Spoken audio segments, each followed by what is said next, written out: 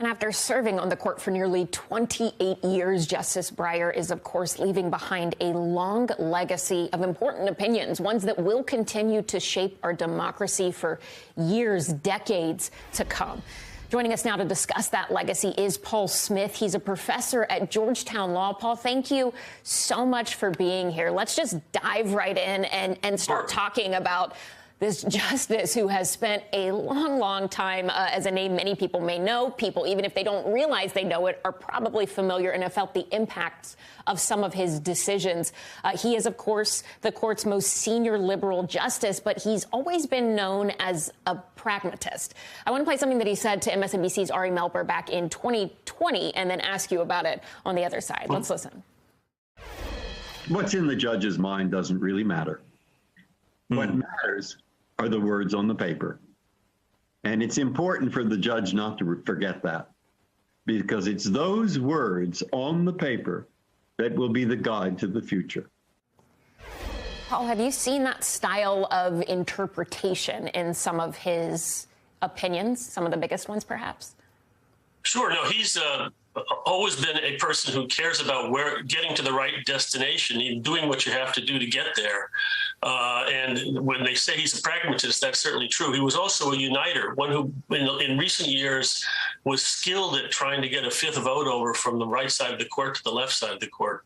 He's often credited with saving Obamacare in the first big challenge. So he has had enormous impact, and cares about results more than anything else.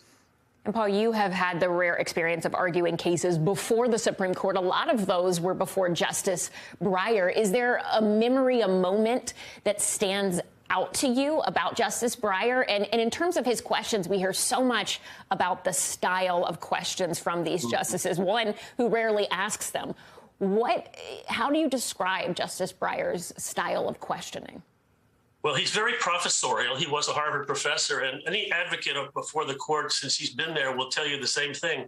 He has this tendency toward the end of your 30 minutes, when you're trying to squeeze in your last important points, to take the floor and ask you a question that can go on for 3 or 4 minutes and leave you a little bit hamstrung at the end there without the opportunity to really say everything you want to say. That's just the way he is as a professor. He doesn't mean it meanly. It's just his style. But I would say, I mean, in terms of memories of him with cases I've argued, there was a case I argued about violent video games and whether they could be banned for children. Big First Amendment case. Justice Breyer, of course, had never seen a violent video game before. They showed him some up in the library, and he was just appalled. He said, "I'm all for the First Amendment, but not this." And so he grilled me pretty good, and I didn't get his vote there. And part of his legacy now will be his decision to retire. It's something that activists have been asking, urging him to do for quite a while now. How memorable will his decision to step aside be?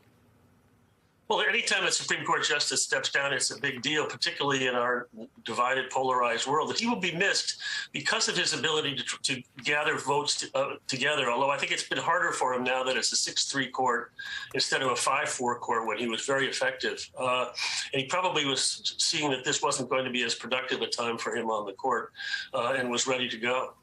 All right, Paul, thank you so much for your insight and your memories. We appreciate it. Thanks for watching our YouTube channel. Follow today's top stories and breaking news by downloading the NBC News app.